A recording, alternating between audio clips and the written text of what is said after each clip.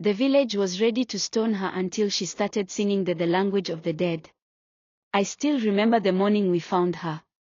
The sea was calm, yet something strange floated toward the shore. At first, I thought it was driftwood. But as the waves carried her closer, I saw pale skin, long black hair, and eyes half closed like she was caught between life and death. She wasn't breathing heavily, but her chest rose just enough to show she was alive. She wore no clothes except a strange woven cloth around her waist, shimmering like fish scales. The children ran to call the elders. Before long, the whole village gathered. Nobody knew her. She didn't speak our language, only strange sounds, soft, musical, but foreign. Some said she was a fisherman's daughter from another village. Others whispered the word Mummy Water. I didn't want to believe it, but something about her eyes, they were too deep, too knowing. The elders decided to take her to Mama Ofuo's compound. Mama Ofuo was the oldest woman in the village and knew the ways of the sea. She gave the stranger water, but the girl refused food. At night, I heard singing coming from her heart, not like any song I'd ever heard. It was soft but so sad, like waves crying. By the second day, fishermen began returning without their catch. They blamed the girl. Ever since she came, the sea has turned its back on us, they said. The whispers turned into anger.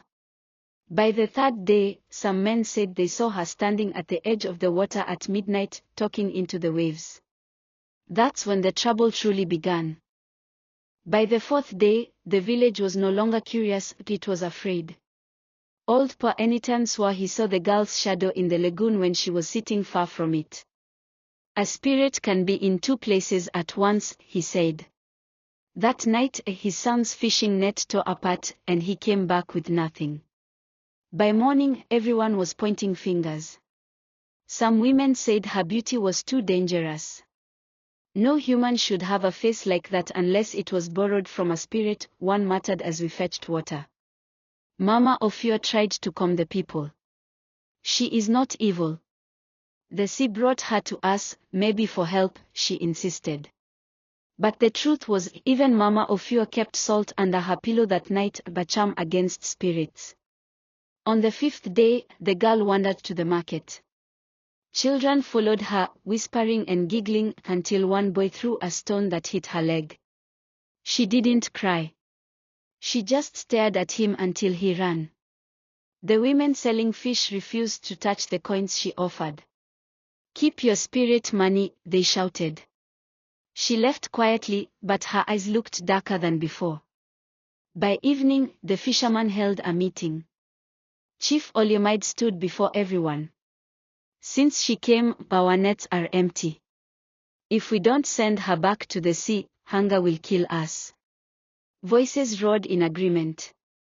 We must act tonight, someone yelled. I was there, hiding behind the palm trees, listening. My stomach twisted. She was just one girl, thin, silent, and alone. Could she really be the reason for our misfortune? As the sun set, men armed with sticks, ropes, and stones gathered. The women joined, their voices sharp with fear and anger. Mama Ofuo stood at her doorway, blocking them. You will not touch her, she said firmly. But they pushed past her. I followed at a distance, heart pounding, as they dragged the girl from the hut. She didn't scream, didn't fight. Only her eyes searched the crowd like she was looking for someone who might help. Nobody did. We took her to the old square, the place where serious matters were judged. The moon was high, throwing silver light over everything. People stood in a tight circle, shouting curses. She's cursed the sea, one man screamed. She's taken the souls of our fathers, a woman cried. Chief Olyomide stepped forward. We will not kill her like a beast. We will let the spirits judge her. If she is guilty, she will not survive this night. A stone was placed in his hand. He tossed it lightly, then threw it. It struck her shoulder. She swayed but didn't fall. Another man threw his, then another. Soon, the air was full of flying stones. I wanted to shout, to tell them to stop, but my voice felt trapped in my throat. Then something strange happened. She lifted her head. Her lips began to move, and a low humming sound escaped, deep, slow, and chilling. The crowd paused, stones in midair. Her voice grew louder, and the words came in a tongue none of us knew. The hairs on my neck stood up. Her song was not like the sweet tunes of the market, it was heavy, as if carrying the weight of centuries. Then I realized she was calling names. Names of men who had drowned at sea, names of women buried long ago. She spoke of how they died, secrets only their families knew. People began to tremble.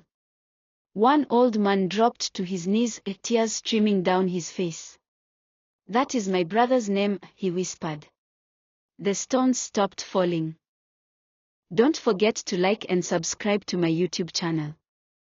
Nkata Stories. Part 2 drops very soon, stay tuned.